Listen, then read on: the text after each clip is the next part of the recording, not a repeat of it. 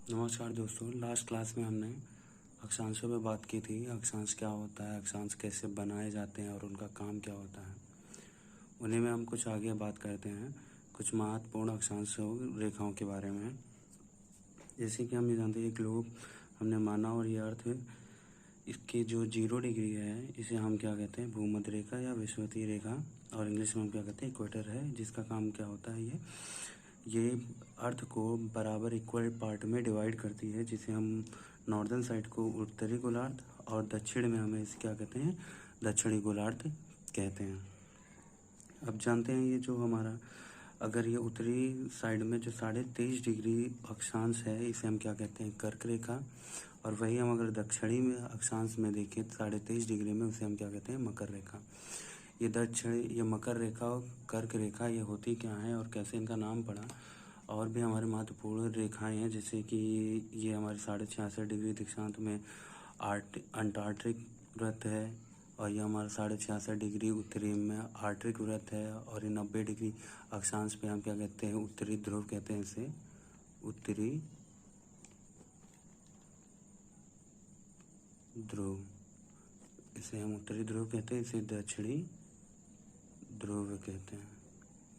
तो 1 2 3 4 5 6 7 ये हमारे क्या है, महत्वपूर्ण अक्षांश रेखाएं हैं। अब बात करेंगे हम कर्क रेखा और मकर रेखा, इनका नाम कैसे पड़ा। जैसे हम जानते हैं कि हमारे जो अर्थ है वो सन का परिक्रमा करती है, वैसे ही हम सन भी हमारा क्या करता है, सूरज भी जो हमारा क्या करता है, ये हमारी गैलेक्सियों की परिक्रमा करता है।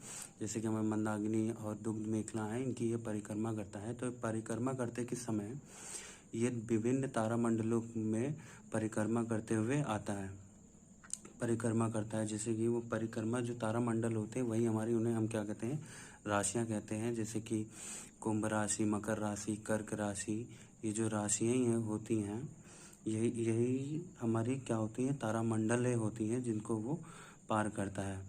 जैसे कि कर्क राशि होती है, उसी को हमने कर्क रेखा उसी से आया है। जैसे कि उस समय होता क्या है, जो हमारे सन होता है वो कर्क तारामंडल पे होता है, जिसकी जो किरणें हैं, जो लंबवत किरणें हमारी कहाँ पड़ती हैं, 23.5 डिग्री पे पड़ती है, जिसकी वजह से हम ये कर्क रेखा इसे कहते हैं। वैसे ही ये टर्न होके जब आता है और आगे बढ़ता है, तो वो मकर तारामंडल को क्रॉस करता है, तब वो हमारा कहाँ पहुँच जाता है, दक्षिण में पहुँच जाता है। उसकी सीधा किरणें, लंबवत जो किरणें हैं हमारे 23.5 डिग्री दक्षिण में पड़ती है, जिसे हम मकर रेखा कहते हैं। ये जो मकर रेखा मतलब ये जनवरी के समय जब यहाँ पे आता है, तभी हम इसे दिखते हैं, मकर संक्रांति कहते हैं। इसी से हम डिसाइड होता है, सन से ही डिसाइड होता है वो किस तारामंडल में, किस राशि में है, उससे ही डिसाइड होता है। अब जैसे कि हम जानते हैं, जो हमारा सन का रोटेशन जो हमारी जो है परिक्रमा करती है अर्थ, और इसका एक्सिस से वो थोड़ा झुकी होती है। जैसे कि ये है, जैसे कि हमने ये अर्थ है हमारी, तो अर्थ क्या है, ये अर्थ पूरा हमारा रोटेशन है, तो ये ऐसे झुकी हुई है, ये होनी ऐसी चाहिए। मतलब इसका जो सेंटर है यहाँ पे तो है, बट इसका जो एक्सिस है, जो मेन है, वो हमारा क्या है, ऐसे थोड़ा झुका हुआ है एक साइड पे। अगर इसको हम सीधा देखें तो ये सीधा जो डॉट लाइन है, ये इसका सीधा केंद्र है।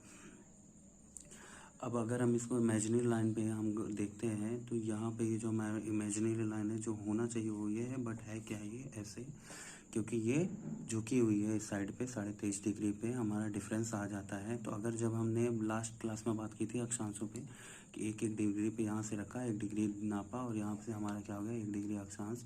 बट ऐसे करेंगे तो यहाँ पे हमारा कितना डिफरेंस आ जाएगा, 23.5 डिग्री का अक्षांश होगा, डिफरेंस आ जाएगा। जिसकी वजह से फिर हम करते क्या हैं, ये जो हमें इमेजिनरी नंबर जो होनी चाहिए और ये जो एक्सिस है, इस पर से हम एक सीधी रेखा खींचते हैं।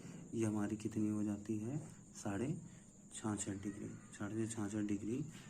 और फिर उसी तरह यही इसको हम अगर मान लें बेस लाइन, और फिर यहाँ से अगर 66.5 डिग्री का करते हैं, तो ये लाइन हमारी बन के आती है। तो ये हमारी जो लाइन होती है, ये हमारा कितना बनाती है, 23.5 डिग्री का बनाती है। वैसे ही ये चीज़ यहाँ पे गई, तो ये हमारी कितने बनी, 23 डिग्री। ये हमारा क्या होगा, 23 डिग्री, 23.5 डिग्री, सॉरी, ये भी 23.5 डिग्री है। और उसके बाद वैसे ही अगर इसमें और यहाँ पे साउथ में भी आएंगे, तो इन दोनों का डिफरेंस जब यहाँ पे आएगी, ये क्योंकि यहाँ तक तो 90 था, 90 होना चाहिए, और हुआ कितना है, कितना है हमारा यहाँ पे 23.5 डिग्री का गैप है।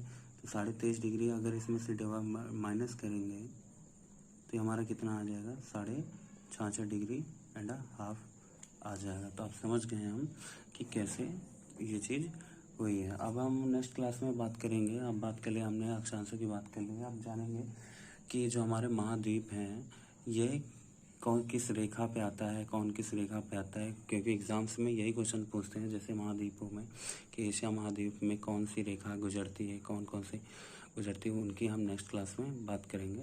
धन्यवाद। और लास्ट क्लास में जो इसने नहीं देखी, अगर वो देखना चाहता है तो लिंक इसमें डिस्क्रिप्शन में होगा।